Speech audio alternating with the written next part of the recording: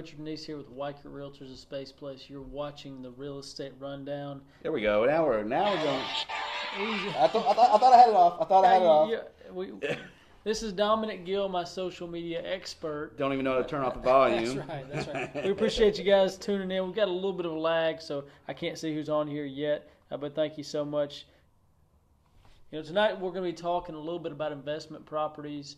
We had the radio show on today, and we kind of got off track. We've been trying to do one every week, and then we had a conference in Nashville, so it kind of threw us off. We appreciate you guys tuning in. Yeah, we weren't lazy. We weren't lazy at all. We just got busy. We got busy. Busy being fabulous. Is it something like that? Something like that. I'm not getting anybody showing on my. I got Teresa Gill, Ethan Ponders on, and that's all I got right now. I got you. My comments or my people aren't. Bruce Vick. Let's see what's going on with you now. Bruce, him. Yeah, what's going on, Bruce? So please please comment, please share. The Real Estate Rundown is a way for us to help good people get to a better place. We want to give you information to make you a better home buyer, home seller. If you're buying investment properties, whatever the case might be, we want to be able to give you that information. We usually bring on experts. I've got Dominic Gill on today. Dom, you lost your tie. I did lose it. It's in the car right now. I had a long drive this afternoon, That's so right. had to come off. I was getting a little itchy. Getting a little rash going on back there. I'm not used to the tie. I'm not like Richard. He's got that callus built up back there. That's right. Many years at St. Bernard. That's accustomed me to that. And then the Army uniform, too. We got Francis Gill on here, Miss Kathy. We appreciate you guys tuning. Thank you. John Hart. If you guys have questions, please put it in the comments. It doesn't matter if it's about investment properties. It can be about first-time home buyer loans, inspections, whatever the case might be. We want to be able to answer those questions. Who's going to win the NBA Finals that I'm not going to watch? We were debating that earlier. I've got my money on the Warriors, unfortunately. Yeah, unfortunately, I'm with him on that one, and we both agreed on it. So what do y'all think? I say Warriors in 5. I think LeBron will take one at home.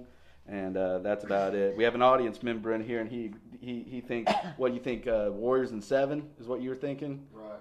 Okay, so we got Warriors in 7 right here. He's thinking it's the money machine, the conspiracy. It's got to go 7. I would believe that. Honestly, that there's some legitimacy to that argument right there. So cap rate. We were talking about cap rate, capitalization, retirement. Saw the blank stare right there. We're always talking about first-time home buyers. We're always talking about ways that you can buy or sell your home. One segment we did before, I think it was with John Price, was talking about investment properties. Mm-hmm. A lot of folks are looking for other ways to get additional income. And I believe I was listening to Robert Kiyosaki, or I don't remember who it was. I know Craig was telling me. He said that most millionaires. Thanks for the share, Chad. Most millionaires are made through real estate. There's other ways of doing it, but daily there's more millionaires made through real estate than any other means. John's got Golden State. So what that usually means is not Mr. Cotton. Buying single-family homes. Usually that's buying multifamily homes or having lots of rentals, development, things like that. And one thing that I've taken an interest in is multifamily. But let's just start with different terms like cash flow and cap rate, why we should choose rentals, how to gain equity in your properties, how to use the equity to leverage. There's tons and tons of ways that you can use real estate to protect your assets and also grow it. We had Dan Willingham on. It's been about 6 months ago now. Yeah, it was like at the end of last year. I think it was in December whenever he came on. I think that's right. Yeah. And Dan was talking about 1031 exchanges, which is a common thing that investors use. Cabin rentals. So short-term rentals is something that I'm not super familiar with. Actually, I have family members who do that. Actually, near the Shrine, they operate guest houses out there. So there's definite upside to that. I know that there's a lot of cash flow that comes in on it, and you just got to manage that. And it's seasonal. Just learning how to go and work the season right, where the traffic comes in, and adjusting your price. So you see what I got to comment on next. It wasn't cabin rentals. It was a beach house. There is a great investment opportunity. Actually, my brother-in-laws, 2 of them, have a beach house down in South Louisiana, off of there. I forget what's the name. Oh, dang it. Grand Isle, off of Grand Isle. Yeah. And they do really well with it. They actually just put it up for sale, and they're kind of bummed out about it. But their investment partner actually was needing to move some money around, so he kind of outvoted them because he was a majority holder into moving it. So. Yeah, beach houses. Chris definitely wants a beach house too. Chris Green. We were talking about you. Haven't heard from you in a little while. See you on Facebook a little bit. Hey, Nick, it's good to see you, brother. We appreciate you jumping on. Please like, please comment, please share. Chad, examples of compound interest. We'll try and get into that here in a little bit. Destin, Florida. I know, Chris, I know you want a beach house in Destin. I know Catherine wants a beach house. Well, he's already got the RV. He's already got the boat. All you need is a lot. All you need is a lot right now. You don't need the beach house. You just got to get a lot. That's very true, actually. Short-term rentals are one way. Another way are the long-term rentals, buy and hold strategies. But most folks, they want to dip their toe in with one investment property. Right. Beach house flood insurance. Chris has got us covered, right? Yeah, that's right. Miss Kathy, Richard does not need a beach house, okay? Richard cannot afford a beach house, but I definitely do not need one because I don't love the beach. I know that's a big deal. I think Richard needs a beach house. Oh, my gosh. Oh, my gosh. So I've seen that you just got out of California. I saw that. Look, saw you had some interesting food places and stuff. So I've been watching and stalking you a little bit. Is Chris Green a foodie? Oh, he's a foodie. You need to do a segment. Actually, you posted already that you need to be like showcasing all these different places that you eat and giving a rating on it. Dye your hair like Guy Fieri, or go out there and just start being a food critic on everything. Social media visual will support that, right? Huh? Yeah, I'll support that. Yeah, I got you. It rains anymore. It's going to be a beach around here, that's for sure. Mm-hmm. But what we were talking about is investment properties. Most people want to buy that first investment property, and what I'll tell you is always do your research. Get with either a real estate agent or somebody that specializes in the rental field, a property management company. You want to kind of get a good feel for what rent will bring, and then base that off of how much you're actually going to spend on the property. And I've found that most people that buy one investment property, a rental, typically aren't satisfied with that. Mm-hmm. They either want a whole lot of rental properties so they can manage and actually make a decent profit off of it, mm-hmm. or they decide it's not worth the time because one typically doesn't give you a whole lot of extra income. I started doing it today. Hey, put it out there. I'll share it for you, man. Yeah, very cool, very cool. So with one investment property, typically you're going to make $100 to $200 a month is the goal for most people that are investment properties. You can always make more off of the cash flow if you find a great deal, but standard rate, what people are usually looking for is somewhere between $100 and $200. Now that may not seem like a whole lot, but if you have 20 mm-hmm. of those, at that point you're making a sizable income for your investments. Absolutely. So we've got when you start working on the investment properties, scaling is huge. But there's also a lot of vehicles that you can use for tax breaks as well. A lot of times people don't realize that you can run the rental business and actually get tax breaks from it mm-hmm. by putting money into it. You have forced appreciation where you increase the value of the house through sweat equity. And what I was talking to Craig about it earlier, with the sweat equity, you can actually, let's say you bought a house for $50,000, you put some work into it, and now it appraises for $100,000. You can actually pull that money out through a mortgage instead of having to sell that property. So you can actually pay yourself as long as it cash flows. Right. And explain a little bit about what cash flow is. Cash flow is basically after all expenses are paid, everything is done, the money that you net after the transaction. That's right. And what I would encourage on that too is to set some back as well for repairs. If you're cash flowing $150, set back $50 for repairs because mm-hmm. eventually something's going to break. I mean, that's the hassle of being a landlord, having tenants is they don't have to fix the air conditioner when it breaks. They Absolutely. don't have to fix all that other stuff. It's you. And kind of a funny thing on that right there, just to divert from that, tell one of my stories. I'll give you a drink. Let you have a drink of water. Let a drink of water on that. It's actually Wes Warren had a rental property, and the previous renters left a washing machine and a dryer in there. Yeah. And so whenever they wrote, the next tenants come in and say, hey, what you can do with that? He's like, hey, y'all can just use it and just go ahead. Well, they moved in and the washer broke down. Because if he included in the rentals, he had to pay for it. A washer he never paid for to begin with because he did. So the next time that house went vacant on it, he got rid of that. We moved him out. We moved him out. And actually, he's like, here, Dom, you can have it. And I put on Facebook yard sale, end up selling it for like $50 just to get it gone. So cash flow is important. The cash flow is one of the lifebloods of an investor because it allows you to kind of balance out things. It allows you cash flow from one property can help you do repairs on another property. That's huge. There's some other measures of how you evaluate what a property is worth. One of them is a cap rate. Now, typically cap rates, capitalization rate is what it's short for. Yep. A cap rate is a way that you can value a property. You want to be able to value it so that you can decide what you're going to put an offer in for it, and also what you're going to sell it for on the other side of that. And what the bank will loan on it. That's true. That's exactly true. Hey, Danielle, I appreciate you getting on here. Brandon just jumped on. Okay. I don't know why it's not showing me who's popping up on here. One trade? No, that's all right. I don't know. Maybe it's a different algorithm or something, but it's got that one on there, and it's just got a bunch of people on mine. Click on it. Let's see what it does. Nothing. Yeah. So Jeremy Brothers, appreciate you tuning in. But anyways, on the cap rate, like for multifamily, basically what capitalization rate is if you had cash money to make this purchase, how long would it take to get all of your money back after all of the expenses had been paid every year? That was an accident, by the way. What was that? I was trying to hit the like button. The laughing. That was an accident. So you were laughing at me because you really didn't know what the heck I was talking about. Pretty much. What's up, Brandon? We appreciate you getting on here, brother. Hey, please share, please like, please comment. We're talking about a little bit different subject tonight. Usually we're talking about how to buy a home, how to sell your home. Now we're talking about investment properties, which is along the same lines, but it can be a whole different animal. And some of my lenders that are on here, you guys can actually chime in. There are some challenges with investment properties. Mm-hmm. Especially in our area, we have USDA loans, you have FHA loans, nationally VA loans.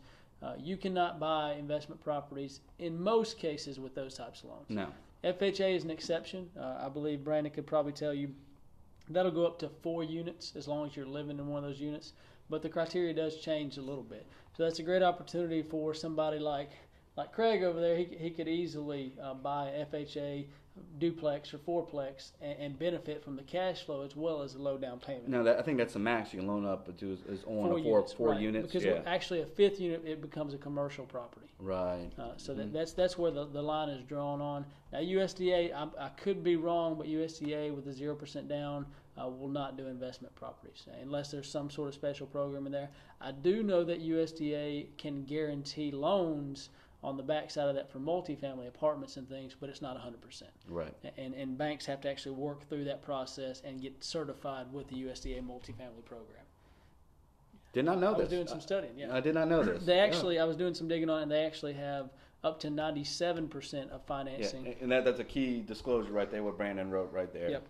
Yep, and like I said, it has to be occupying one of the units, so you have to live there while the other 3 are being rented out. But it could essentially pay for your entire house payment, or even give you some extra money on the income. But you do have some downfalls to that. You have to be a landlord. You have to take care of stuff.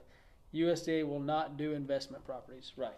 And that's with the 100% loan, correct? And they've got some special programs on that on the backside where you actually go through their site. And I've been doing a little bit of digging on it. I know with nonprofits, they'll do up to 97% on multifamilies if you qualify for that certain program. And it's pretty. And every single business I ever ran was a nonprofit. You just didn't make a profit. That's what it is.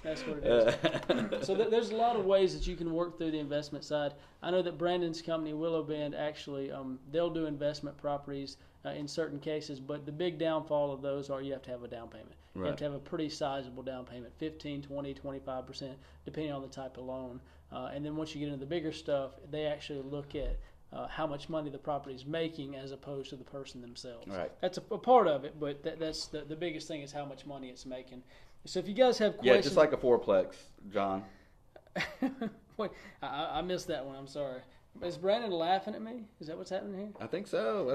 He pressed the wrong button like me. Yeah, the wrong button, right? So you've got the cash flow aspect of it. You've got capitalization rate, which will help you determine how many years, what I was saying was how many years it takes to get that money back. So obviously if it takes you 5 years as opposed to 10, then that's a better investment if you get your money back in 5 years. Mm-hmm. In 10 years, the cap rate would be 10%. In 5 years, it would actually be 20%. And that kind of varies. You have different levels of property, A, B, C, and D, and that's based off of how much risk it actually involves. Right. What kind of condition the property is in. If it's a brand new property in a great location, it's going to be an A. The life of the property. Exactly. So there's lots and lots of information out there for multifamily. I get a lot of my stuff. I read books on it. I listen to podcasts. Grant Cardone talks a lot about it. If you guys don't know who Grant Cardone is, he's a good person to listen to. We've all got our idiosyncrasies, and he has them as well, but he's got some good information. laughing at Dominic's nonprofit. So he's covering now. He's covering. That's what it is. We've got that like 10-minute delay, so I have no idea. Yeah, no. So you have to. We got that delay going on right here. It's like right now I'm looking and you're like waving your hands all over the place. That's right. Yeah, that's right. So please comment. We've got several people sharing. Thank you guys so much. If you have questions about investment properties, we always have lenders on here. Traditionally, local banks that know an area tend to be a little more flexible on that, but there's always programs that can help you, whether it's a mortgage broker or a local bank or credit unions. If you want to get into it, there's going to be somebody that's going to help you, but you may have to have a down payment. That's the biggest thing. Right. There's ways you can work around it, though. The key is just make sure you protect yourself. You've got to know what you're getting into. You may want to start shortcutting things, but you are actually bound by law once you get tenants in to follow the state law, the national law. You can't discriminate. You've got to make sure they have good living quarters. That there's things that you can't just kick them out, change the locks, things like that. So it's important that you know what you're doing because you can get yourself into trouble. Yeah, absolutely. I remember there was actually an ex-realtor back when I first first became a real estate agent. Back in the day, who posted inside the Facebook rental group for Coleman, and she put on there when someone asked about renting the property, and she said, "Well, if you're a single mom, I can't rent to you." Oh wow! I think I know who you're talking about. It blew up all over Facebook. I mean, all over. I'm sure Brandon remembers this. Not gonna name any names, but it was rough. I mean, I think a lot of brokerages got together to discuss that about talking about protecting yourself. I know we did. Absolutely. About saying like keep in mind what you say on social media. Another good example is like Roseanne Barr. What a moron on that. Yeah. I mean, there's just things you don't say, and that's a practice you don't do, especially if you're a public servant like a real estate agent. Yep. You're held to a higher standard. Absolutely. Fair housing laws. I mean, that's what it comes down to on that stuff. Yeah, absolutely. You can't discriminate against folks. There are certain communities where you can, after a certain age, they're elderly communities, senior living communities that folks live in that don't allow for anybody younger than a certain age to live there. Right. Those are few and far between, and just a random rental, you can't discriminate against people because of their living condition. Right. I mean, there can be other things that are going on financially. You can have a minimum as far as income, but you've got to be really careful about discriminating against folks because of their color of their skin, their creed, their sex, anything like that. And their handicap. Their handicap, exactly right. Yeah, and there's actually laws on that as well. We could get into that if we have time. So Danielle had a good question. Tax difference between a residential 1 to 4 and a commercial 5 and up. Does the tax bracket change after financing, or is it prorated? I don't understand exactly what you're asking. I know tax bracket is going to depend on how much money you make. So literally, you could have a 100-unit complex and not make any money at all, and it's not going to change your tax bracket. Right. As far as with the 1 to 4, the biggest thing on that is that there's some safeguards if you use an FHA loan as far as profit after you sell and taxes that way, if that's what you're talking about. And your tax bracket is usually dependent upon your net income. Right. So after you take consideration of depreciation, all that counts against your net income, and that's going to determine ultimately what your tax bracket is. Again, that's my understanding of it. Do not go. Not a CPA, I'm not a CPA, but that was what I was told. So, and then another disclaimer side of that is, talk to your CPA about it. If you make a profit on an investment property, whether it's 1 to 4, hey Susan, it's good to see you. Hey, I'm glad I got to see you today too. 1 to 4 or 5 and up, profit is capital gains tax. Now, depending on how long you have the property, will determine how long you actually, or how much is actually taxed. But there's also some other ways. Got a frozen screen. They can hear us, but okay. Hold on. What's going on here? They can hear us. Yeah, they can hear us. I got you. So Mr. Wilhite, I appreciate you getting on here. So with the tax bracket, it's capital gains tax, so that's what it comes down to. If you make a profit, you're going to be taxed on it. There's some ways to protect yourself on that. If you sell a property and then put it in 1031 exchange, and then move your money to another property, you're not taxed on it. But Uncle Sam's going to get theirs if you make a profit off of it. And that's why I was talking about you can actually go through and refinance the place if you add equity, forced equity, and at that point pull the money out. And they can't tax you on money that you get a loan on, but you're essentially getting on the property itself, and the tenants end up paying it down. Major difference between traditional and conventional for an investment property and in-house loans at bank is you can get long-term fixed rates with no balloon payment. That's right. Up 30-year fixed. Some of the commercial loans have 3 to 5 year balloon payments where you have to either pay it off or refinance, and the current market rates every so often. Most only go for a max of 15 to 20 years payment calculation. That's exactly right. And I forgot about that, Brandon. I appreciate you putting that on there. On the FHA terms, you actually get a 30-year loan on it. So you are paying more interest, but you have it stretched out further, so the cash flow can be a lot better. And I appreciate you getting the information on there. I don't know what's going on with that, man. Yeah, I'm working on it. Okay, well, that's fine. So let's just go ahead and cut it for tonight. We've got a lot of good information out there. If you guys have any other questions, you can hit me up. If you're interested in buying multifamily investment properties, I can help guide you down that path as well. Hope you guys have a great night.